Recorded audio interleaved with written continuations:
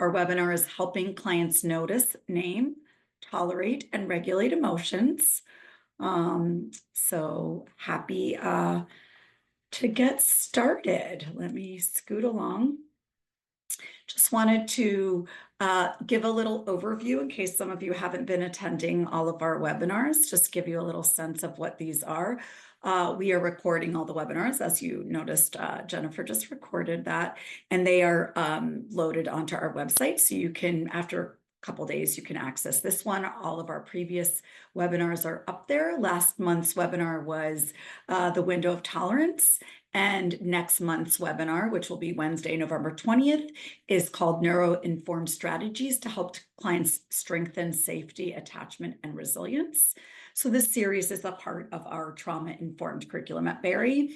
And in particular, we wanted to shout out to all of you about our DSW program. I think many of you might be master's level clinicians in social work, so you can scan our QR code to learn more about our trauma-informed and trauma-responsive curriculum within our DSW program in the Department of Social Work at Barry. So sharing a little bit of that with you. I am Ashley Austin. I briefly said my name. Here's a bunch of things you can read about me. What I'll tell you today is just a little blurb. I am a professor of social work here at Barry, and I've been a professor for about 16 years and a clinician for like 25. I do a lot of my work with trans and non-binary clients, as well as other members of the LGBTQ community more broadly. And then increasingly, I am working with folks outside of the LGBT community, doing lots of trauma work, both within the community and out. I'm EMDR certified. I do a lot of integrative work, and we are here to share some of those things with you through these different webinars. And I'm just going to pass it over to Dr. Williams, who's my colleague, and we've been working on this webinar series together. Thanks, Ashley. Yeah, I too have been in academia for, gosh, over 2 decades and in clinical practice for 26 years. My area is in neuroscience and the mind and body connection, also trained in EMDR, and have a clinical practice where I do focus on trauma, anxiety, and depression. Written some curriculum on neurobiology and clinical practice, as well as trauma-informed interventions at the doctoral level. Thanks, Ashley. Super. Yeah, it's always a pleasure to get to do really neat things with my colleagues. We learn a lot from each other. And actually, I think that's really why we wanted to bring this series to the community, is so that we could all learn together, create sort of a culture of learning about trauma and trauma responsive practice, and do so in these sort of like little, I guess, in-depth discussions about smaller topics. And so you'll see me refer a little bit to some of our other webinars because there's just sort of lots to cover, but we're trying to do these little sort of deep dives, but of course they sort of touch everything else. So as I mentioned, last month was Window of Tolerance, and you'll hear me talk a little bit about that as we move into some of today's content. But today we're really going to sort of build on that by deepening our understanding of the impact of trauma on emotions. And then how we then develop skills to strengthen our clients' abilities to notice and name emotions and body sensations, connect emotions and bodily sensations, tolerate distress, and regulate intense emotional reactions. So that's sort of the aim of what we'll try to do in this hour.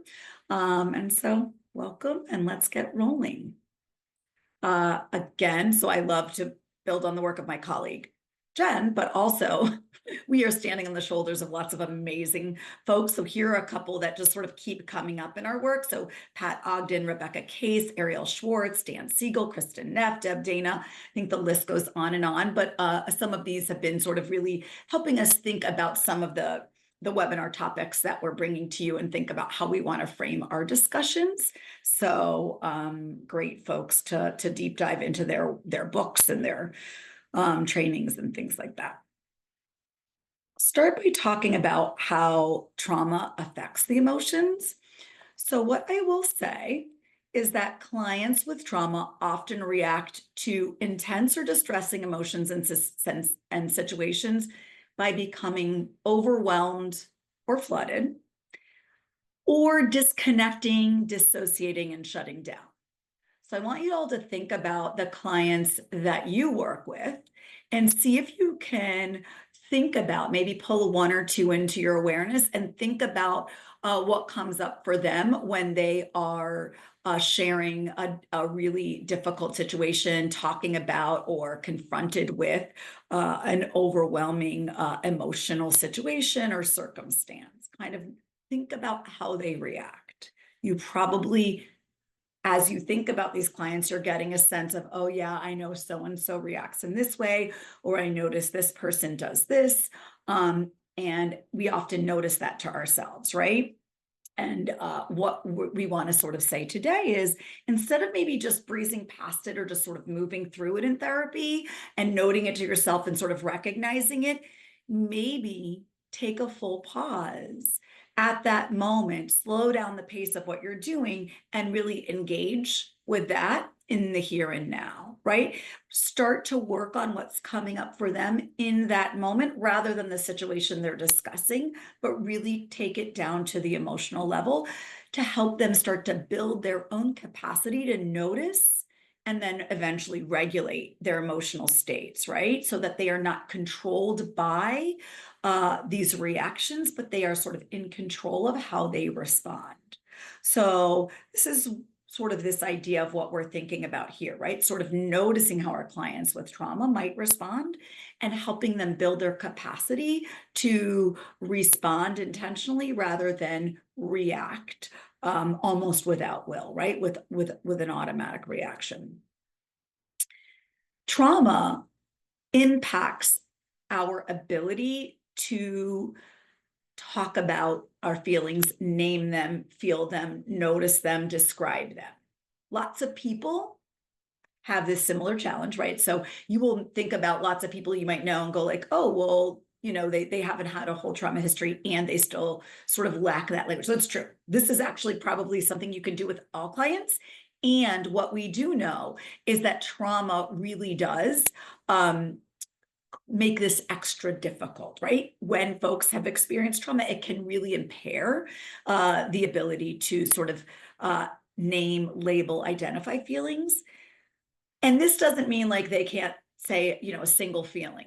It might be things like, oh yeah, I have noticed that every time I ask this client how they feel, it's always like the sort of like early circle, like the circle of feelings that maybe we learned in elementary school: anger, happiness, sadness, jealousy, fear. You think back to like the amazing Inside Out movies, those some sort of like basic emotions, which are core and like a lot of us know. And it sort of stops there. And maybe these same folks, you notice that they don't have like a wide range of emotional reactions. Maybe it's very all or nothing, or they are reacting with the same response to lots of situations. So they react with aggression or rage to feeling scared, to feeling hurt, to feeling slighted, to feeling frustrated, to feeling incompetent, right? So any of those situations, they react with the same thing. Or maybe it's not aggression and rage, but it's shut down, right? And so you're sort of saying, okay, like I'm noticing this challenge here in my clients. So that's sort of what we're talking about. This is, now everybody I think can benefit, and there's some folks in your practice that you might think these folks can really benefit from spending some time really focusing on emotions. And I think that a lot of folks who are able to name like 4 or 5 are maybe lacking the language for or the ability to discern feelings like abandonment, shame, mistrust. Maybe they have trouble identifying the differences in feelings, that like when something's coming up, they have trouble discerning between like fear and respect, or admiration and attraction, or lots of other things that are similar but not the same. Some of your clients may really struggle with the reality that they can have more than one feeling at the same time, and that sometimes conflicting feelings can and do co-occur. So they can feel like a deep love for their mom and also an anger at their mom. Like that can be true at the same time. And so they are able to sort of, they're not able to notice this. So they are either pushing one or the other or both aside and really just not being able to sort of understand what they're feeling. There's also sort of research around this as like a condition, the idea of it's called alexithymia, and it's this difficulty recognizing emotional states as well as experiencing, understanding, distinguishing, and verbalizing feelings. And so in the research, they talk a little bit about like the idea that alexithymia is exacerbated by trauma. And there is some research that says some people are sort of like just sort of made that way, like they have this difficulty, and then with trauma it is further exacerbated, but like so maybe they just already were this way and then traumatic situations really make this much worse. And so this is really important for us to sort of notice in our clients and begin to work with. The sort of what is the role of trauma in emotions? Another thing we want to think about is the way trauma impacts our ability to tolerate distressing feelings and our reactivity to situations. So a client who has unresolved trauma might perceive sort of common stressful events, like everyday things that are regularly going to happen and happen a lot in their lives, things happening in the here and now, like a minor conflict at work, a poor grade, a misunderstanding with a partner or friend, a car breaking down, a child misbehaving, like the range of things that you look at these, they happen a lot.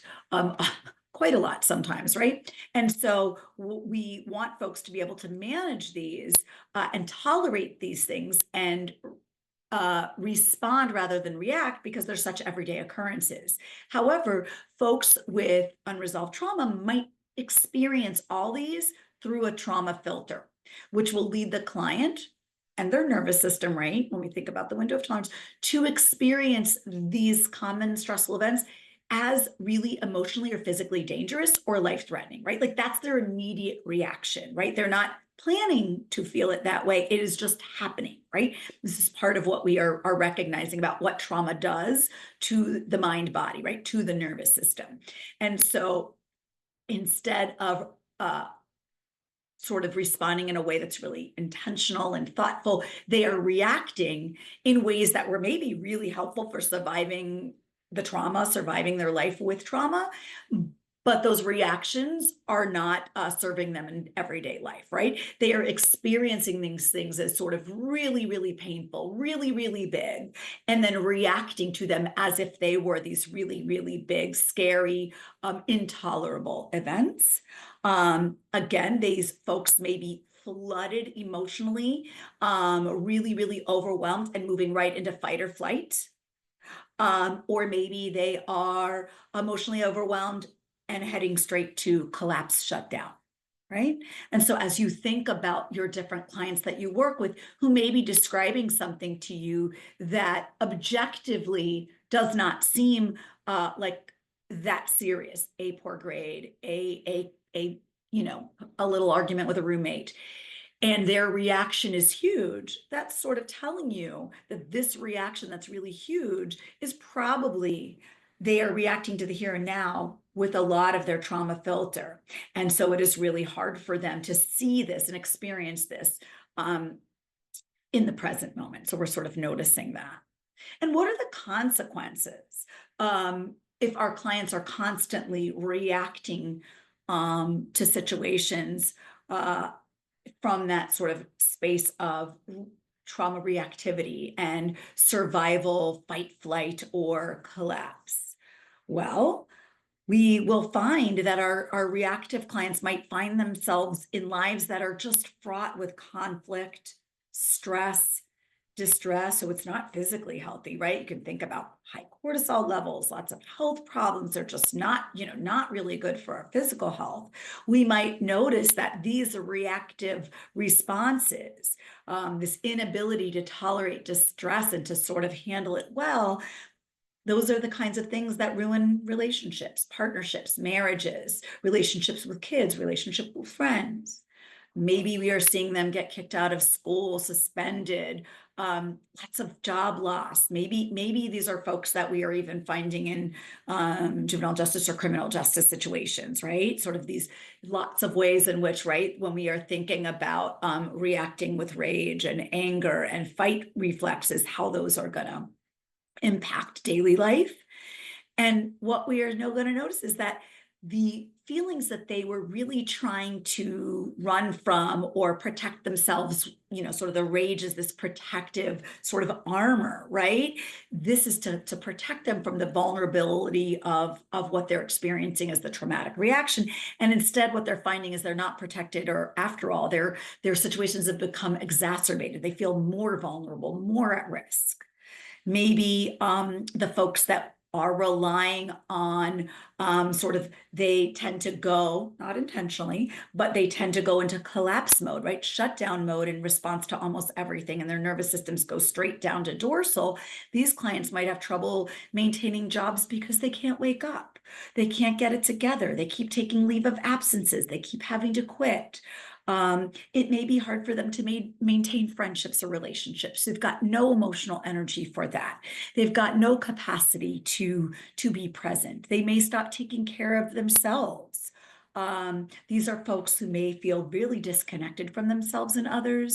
They may experience life as really unfulfilling or lonely, pointless.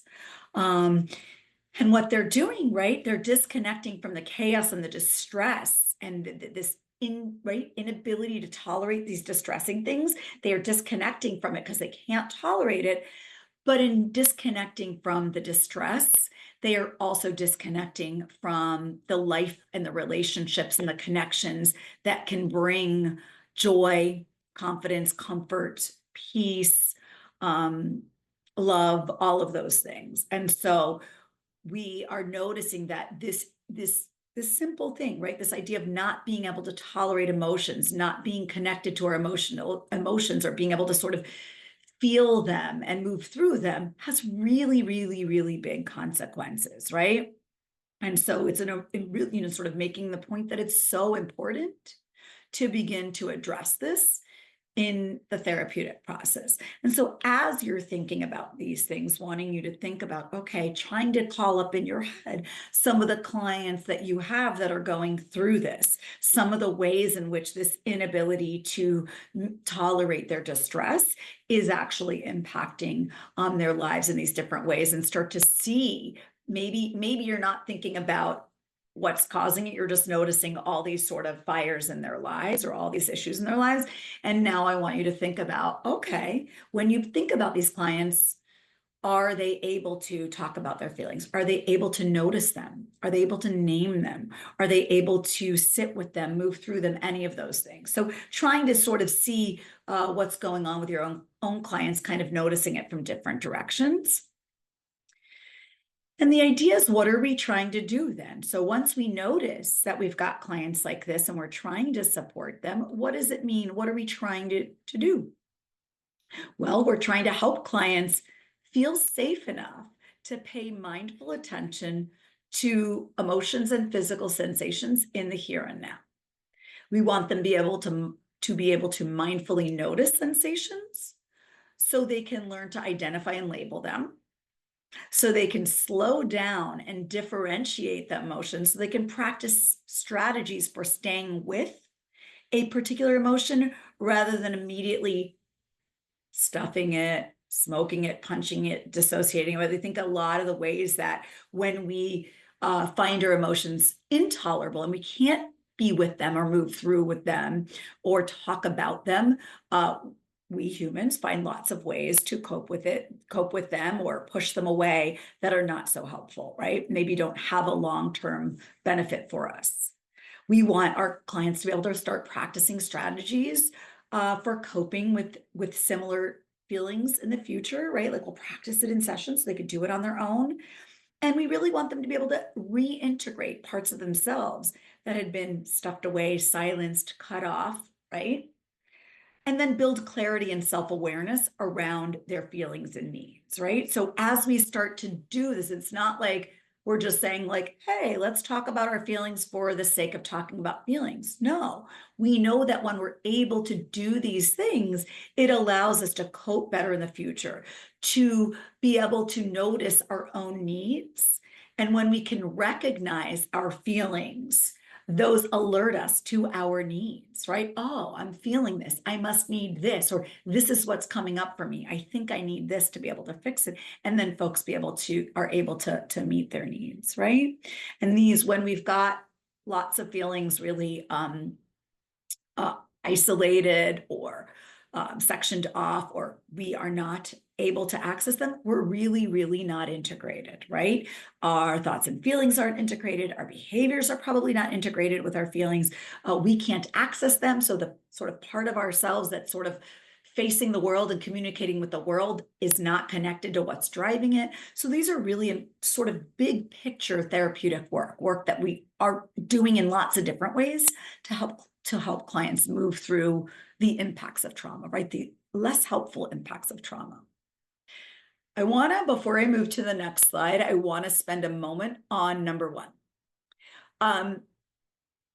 We want to help our clients feel safe enough to pay attention to their emotions and physical sensations in the here and now. And if we're asking them to do that, we're usually asking them to do that in our sessions. And so thinking again, what does it mean to create safety for clients? And so I will say what we've talked about in one of our webinars, therapeutic presence, right? Our ability to be a safe, a source of unconditional positive regard, a source of co-regulation, calm presence. We are fully present.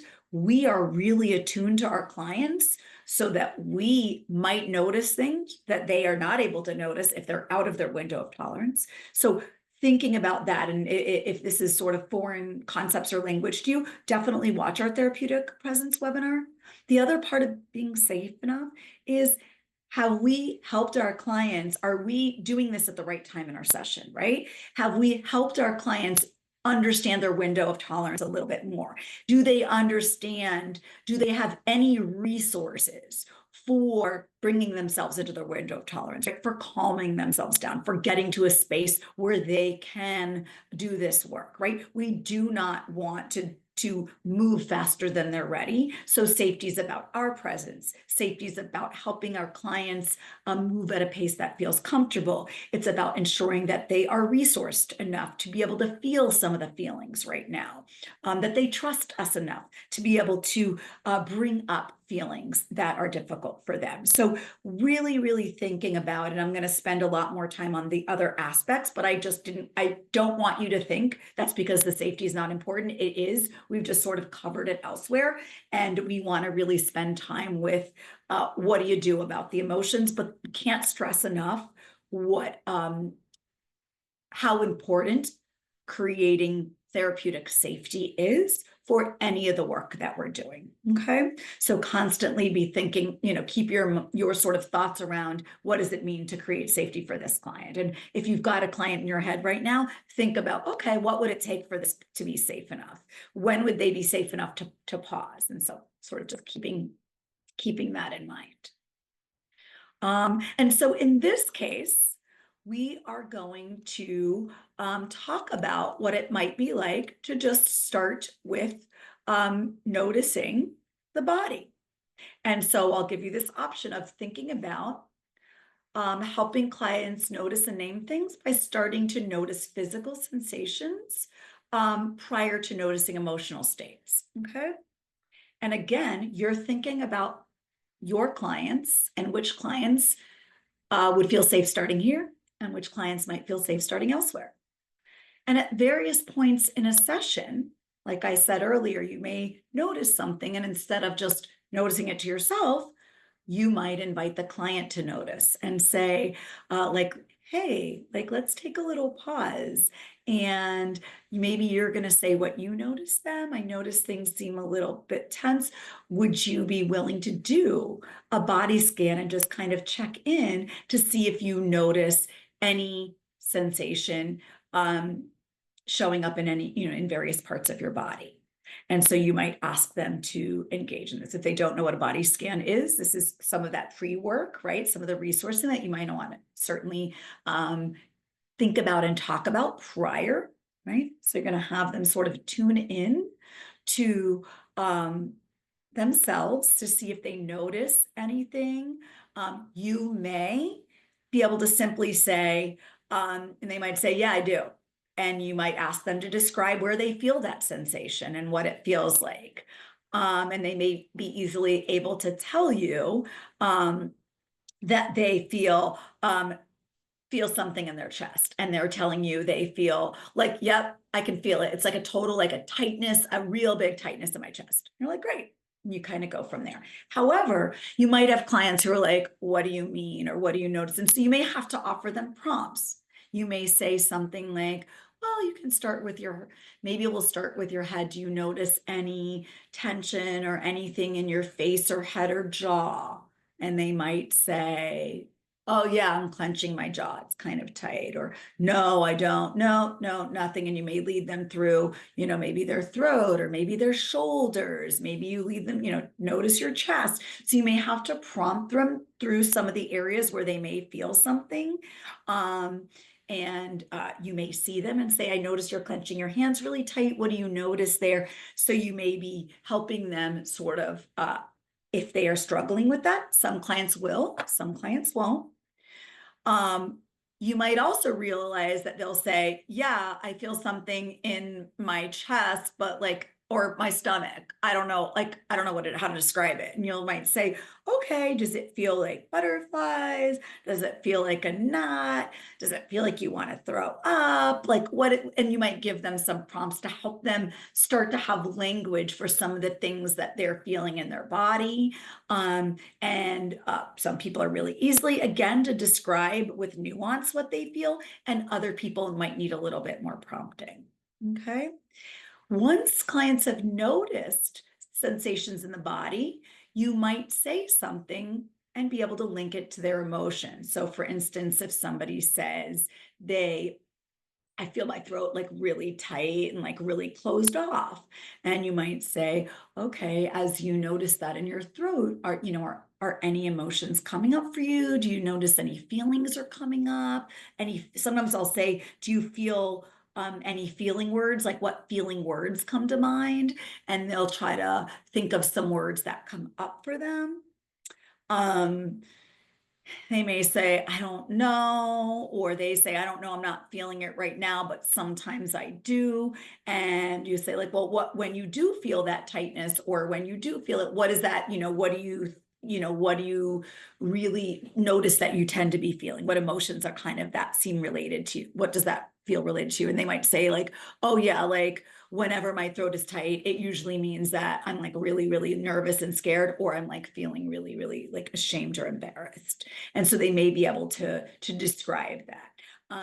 The clients who may talk about or say something like, oh, I don't know, I just feel like my jaw is really tight, and they may say oh yeah, for me, that's what happens when I get really, really angry. Or you might say, oh, I've noticed that it sounds like you're having trouble identifying the emotions, but I've noticed that sometimes when you talk about things that seem like you're maybe angry, that could happen. And they'll either say, yeah, you're right on, or nope, you don't got it, you're off. But it's just sort of helping them begin to explore, for one, differentiate body sensations from feeling words, but also notice that these things are interconnected for them. For some folks, you're going to start with emotions. They don't want to start with the body. Going to the body first is not their safe place. They feel awkward about it, or that's their least favorite. And so you either tried it and it didn't go well, or you just knew it wouldn't go and you want to start with emotions. And so you ask them to, again, just invite them to pause and just notice what feeling words are coming up for you.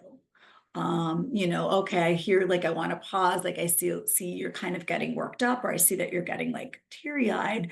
What are some of the feeling words that come up for you? And a lot of times clients are able to share some, and sometimes they'll say I don't know, I feel something, but I don't know what it is. I can't really put my finger on it, or I don't have a word for it. And I notice with clients that that I have certain clients that they are the ones who struggle more with feeling words. So we will have lots of sessions over time where I'm not sure, or I don't have the words for it. Okay. And so normalizing that is really important too. We don't want to ever make them feel like defective or not smart enough, or like they're not getting it right in therapy. It is really, really normal for us to be missing some words, and especially if they've gone through a lot, right? So helping them understand it's like a really normal part of what happens when we experience trauma. Sometimes like we may say, like, we may have prompts that we can help. I noticed some tears I didn't see before. I'm wondering if those are tears of relief, or are they sadness, or is it something else, right? And sometimes we really can't tell. I have a couple clients I can't tell, and I've noticed a client of mine just talking through tears and really not attending to them or noticing them, or even sharing the emotion, just kind of talking through it. And it's almost like the body is really giving us this message. And so helping them notice that, tune into it, and then give words to it.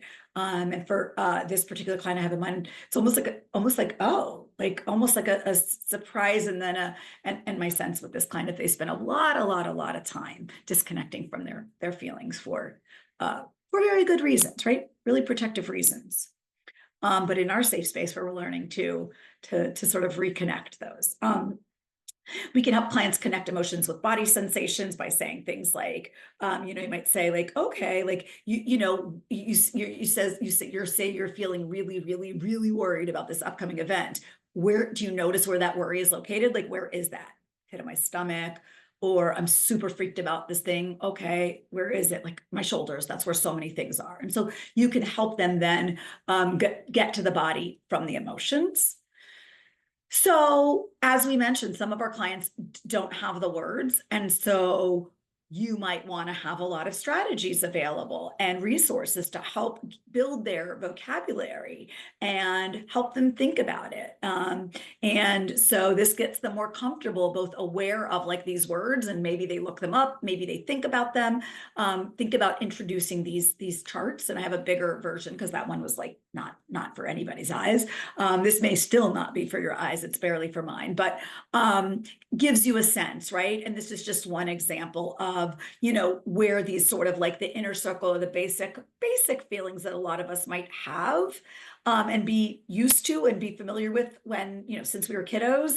And maybe we have stopped there, right? Maybe we didn't want to build it out. Helping our clients build it out. And I've worked with clients who said, like, oh my God, that was so helpful. Like, and I remember one of my clients, she'd be like, hold on, I want to pull up that chart again. I want to go back to my chart as we were talking. And she'd be like, like if I'd ask her, like, what do you think, whatever was going on, and she'd be like, I want to go. And she would look, and she'd really sort of begin to get to know herself, really, really become curious.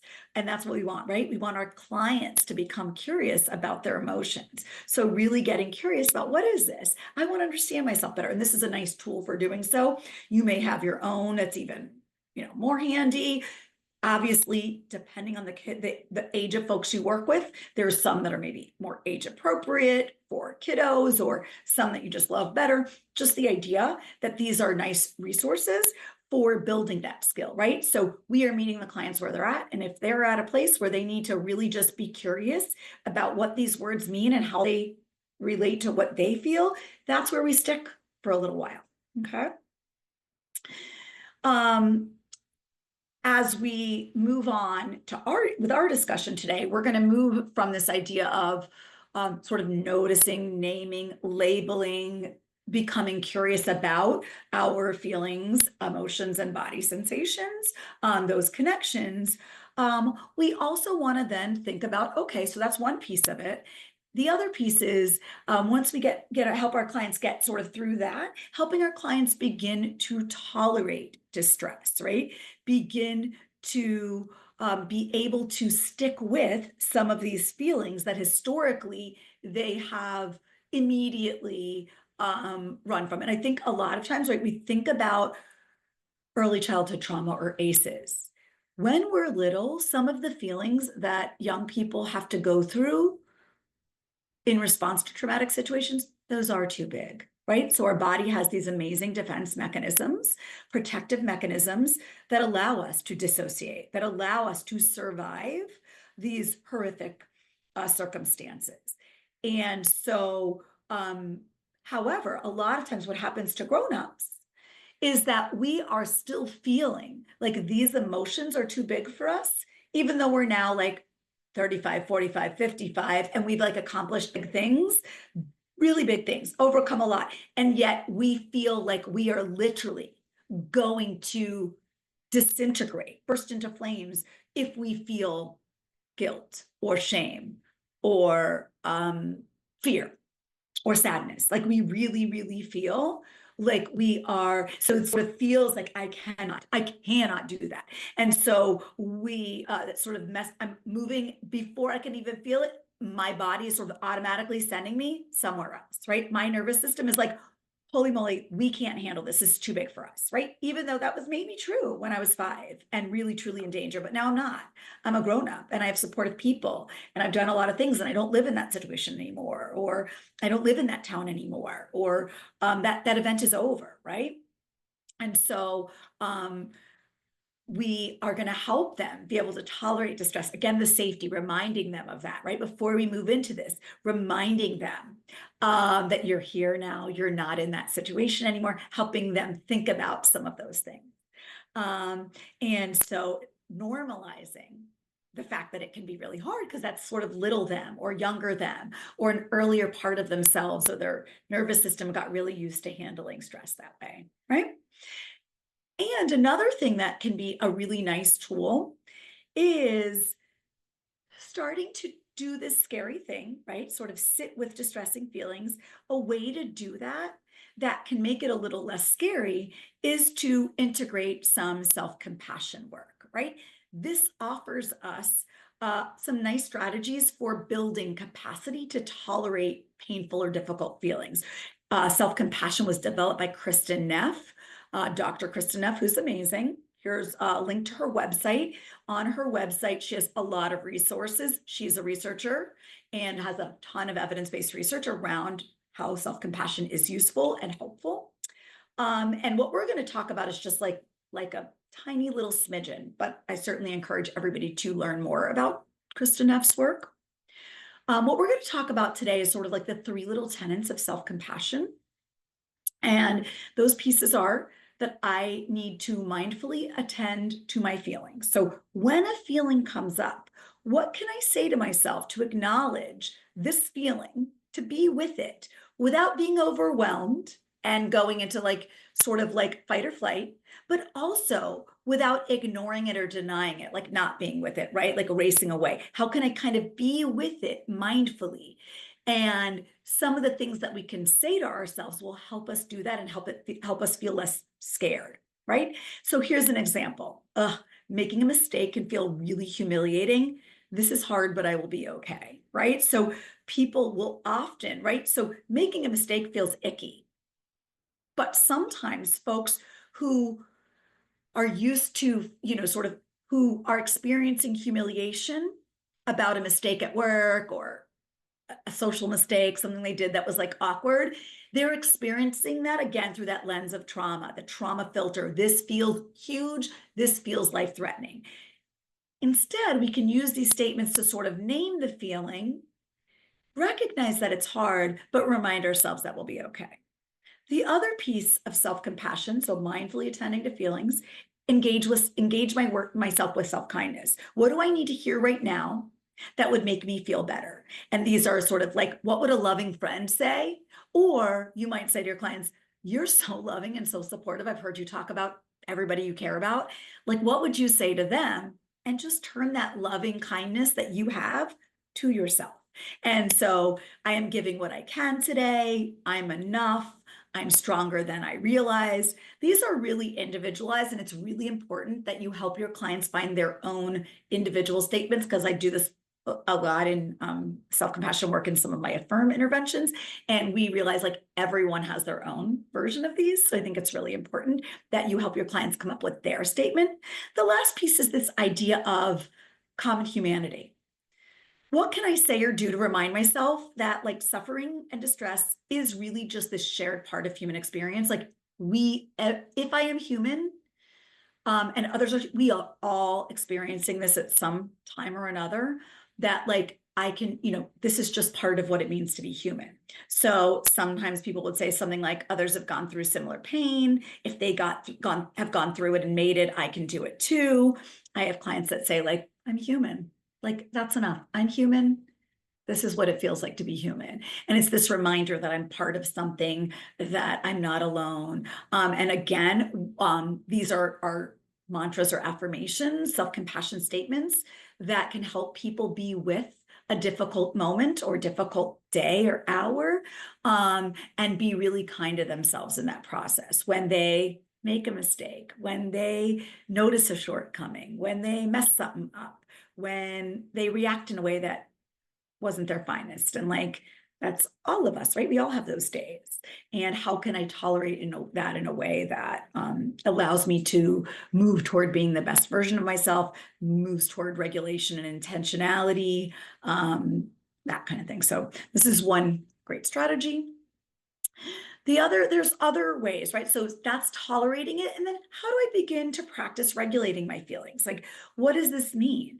And so lots of skills that we've talked about help set the stage for emotional regulation, right? Like we have to notice what we're feeling, be able to name it, to be able to tolerate it, to be able to give ourselves a statement about it. I can't mindfully be with my emotion if I can't name it or notice it or feel it or recognize it. So we're sort of building the foundation to be able to regulate feelings. Self-compassion and distress tolerance skills really help us regulate that, right? We can do those things. And there's other things, right? We are, again, going back to this window of tolerance that we spent an hour on last week, helping our clients get in to their ventral vagal state to their window of tolerance when they've been hijacked, right? When they have been pulled out of the present and dysregulated into a really scary place, a fight or flight zone or collapse shutdown mode. And so as we talked about last week, there are lots of things that can help us regulate our nervous systems to either calm down if we're, sort of ready to fight or ready to head out, or that can help reconnect us to be sort of more present, more aware if we have shut down and sort of left this plane in another way. We have just really disconnected and are not here. And so here's just a bunch of examples. Deb Dana calls these examples glimmers. Um, and so glimmers would be, right, the opposite of triggers. These are the things that help us stay in our window of tolerance, help us return to it, help us get a bigger window of tolerance. We want to work with our clients to really help them create their own unique list of glimmers, of strategies that can really help them regulate emotions in the moment, right? Help them do that. So it's everything from breathing to using their self-compassion statements, fresh air, music, spending time with a pet, lighting a candle, looking at photos that make them happy of vacation spots or trees or pretty colors or their loved ones, taking a walk in nature, taking a breather, or taking a sip of coffee or tea, having a snack, reminding themselves, sort of saying all their positive qualities, sort of reminding them, thinking hopeful thoughts, thinking of other things, talking themselves up, sort of this giant resource list, right? The little things. And your clients probably do this all the time, right? If we didn't, we'd all be just in a constant 24-hour state of dysregulation. But we want to help them remember, like you do this sometimes. So what have you done? What do you do to bring, what do you do? If you're really good at sort of managing regulation at work, what do you do? How do you do it? What works for you? And then help, the more you do this on your own, right? The more you notice your glimmers and keep like a running list of your glimmers, the more you can help your clients identify them and think of really creative glimmers that they can use in the here and now, things that will help them sort of feel better, do better, manage these things, right? So how they can do it. So this is just another strategy to think about, is sort of all the different ways in which, and some of these, maybe it's really simple. Maybe it is about you really working with your client on just some of these. Maybe you're like, we're really going to work together on just breathing. And we're going to practice this a lot to get really good. So this is one of the ways that, you said this was interesting to you. So we're going to really work on this. Maybe for other clients, they don't want to get really good at just one. They really, really want to build up more than one and have a few available to them. I will say, some clients who are in really difficult situations struggle with this. And some of your clients, they're going to really do a great job. Other clients are going to be like, wow, they are shooting me down. This is hard for them. This is a struggle. And that's understandable, right? This is, if it was easy, they would already be doing it. So just being prepared that it's going to look and feel different for different clients. So the more creative you are and the more in touch you are with your glimmers and the possibility of the kinds of glimmers that work for other people, the more you can help your clients find their unique list of glimmers and know how to use them when they need them. Okay. What I'd like to do is just give you sort of end with a case example of how I've used this in my own practice with a client. And so here's a case example of Mateo, 34-year-old cisgender gay man. He's Hispanic, married for 8 years, no kids by mutual choice, cat and a dog, very, very successful self-made restaurateur. So sort of big wig in the restaurant business, really comfortable in a lot of ways, really successful in a lot of ways.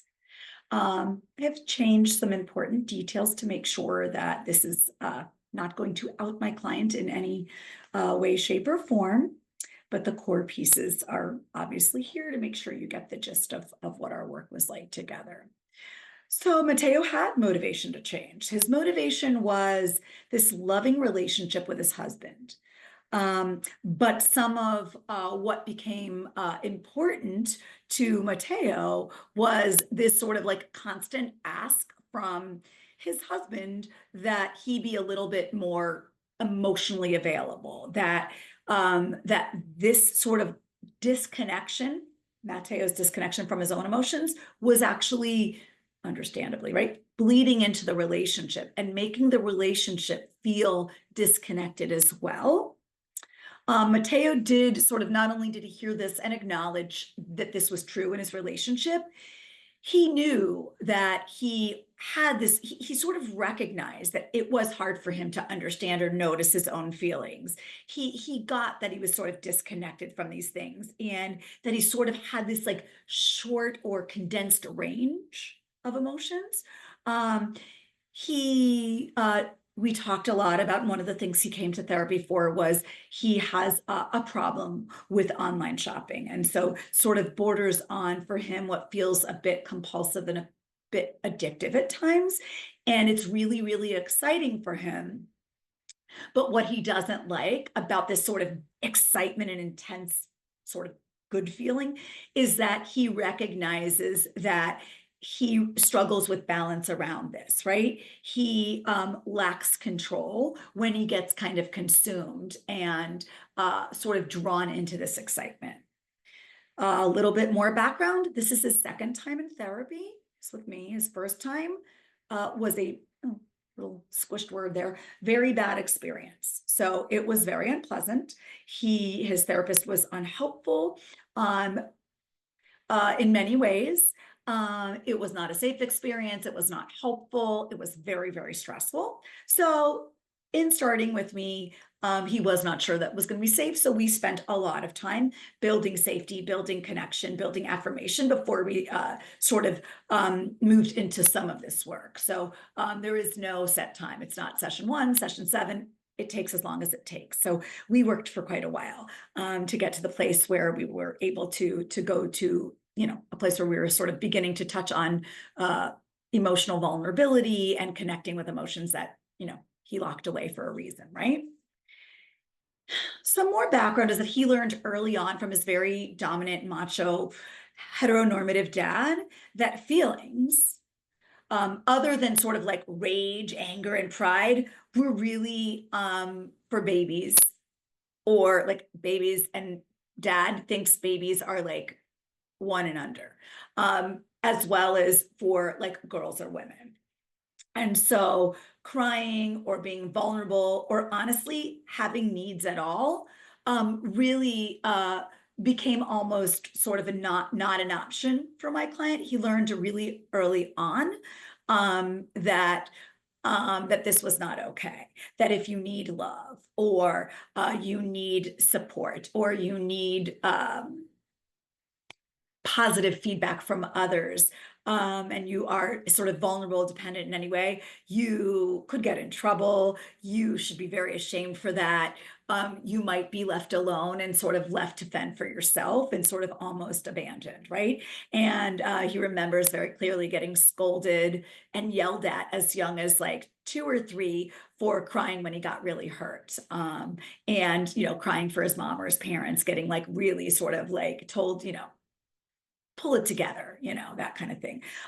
He also experienced homophobia and was shamed for his sexual orientation by family members in the early stages of his coming out. They are more supportive now, but it was a challenging time for him when he was coming out. The way this shows up for him, these sort of traumatic experiences, is that he has a really limited capacity to notice and name feelings other than stress and anxiety and pride. Stress and anxiety he can apply to a lot of things, or like more like stress. He'll usually say stress, stress, stress. Pride, he's only able to feel proud and talk about being proud with respect to his work. And he works a lot and puts a lot into that.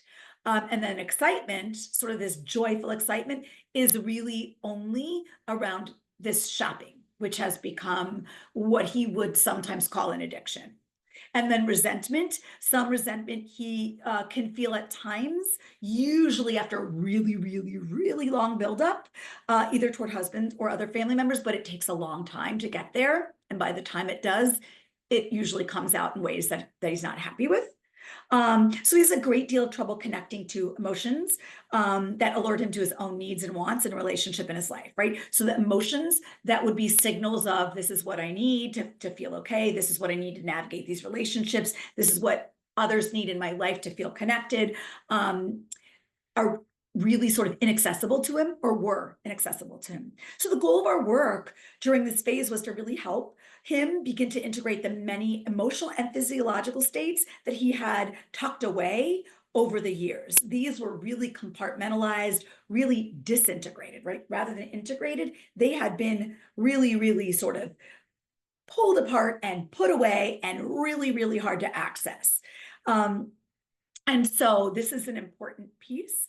I think that what we did to do this was we started to use a range of mindfulness imagery activities to help him turn inward, to begin to connect, to access some of these feelings, which would then sort of help him build his window of tolerance, right? These were historically off limits for him, but we wanted to see if he could connect to some of these feelings through sort of imagery, mindfulness, sort of using an imagination journey to be able to find and locate and be with feelings that were usually things he couldn't tolerate for long periods of time. And it seems wild, right, that he couldn't tolerate feelings like joy or peace or love or connection. But remember, it makes sense given the context, right? Some people can't be with or can't tolerate feelings of anger or fear, or humiliation. In this case, these other feelings were really scary because they led to bad things. So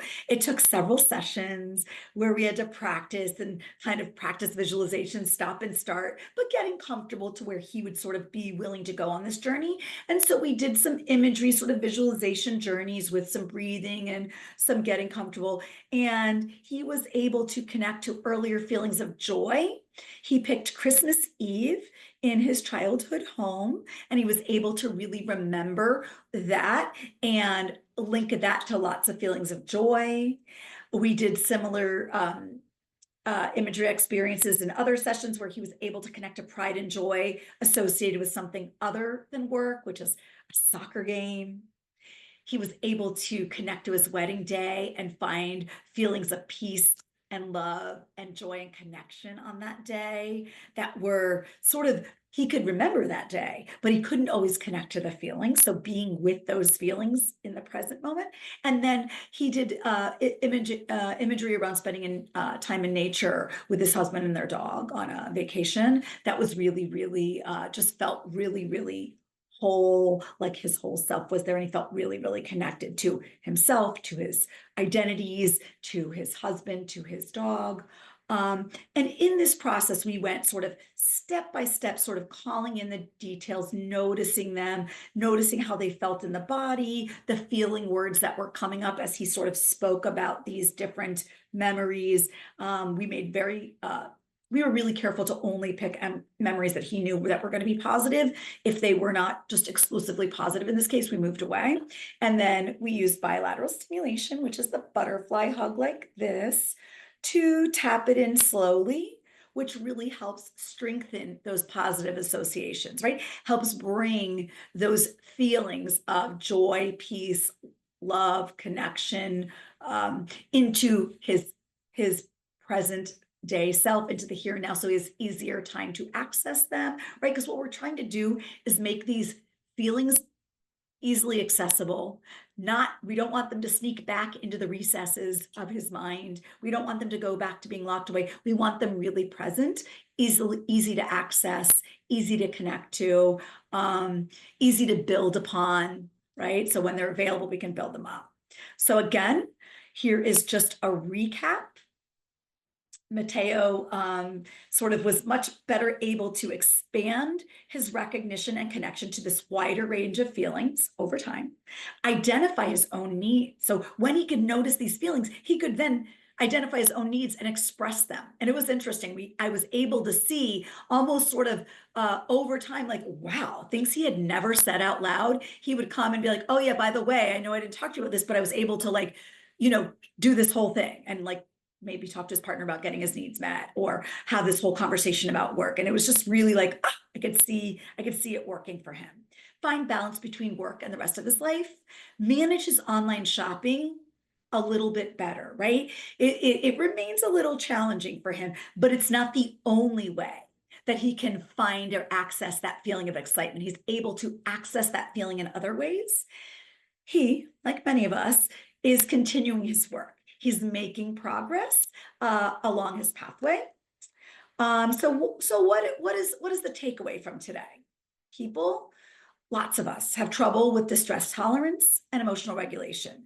Folks who've experienced trauma and it's not resolved yet may have extra hard time dealing with this. Lots of strategies can help.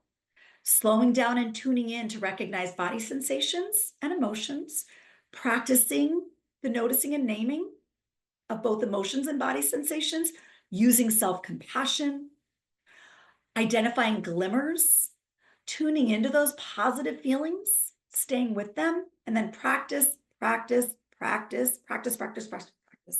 Practicing in session, practicing out of session. The only way we build up sort of these new positive neural networks or these new habits is to continue to do it with repetition. I think Jennifer mentioned repetition last time. Repetition, right? And I will just say thank you so much, everybody, for attending. Our next webinar is November 20th, 4 to 5 again. Scan for info if you need that. It is on the same page, and we will have our webinars up, the recorded webinar up probably within a week. Thank you so very much for being here.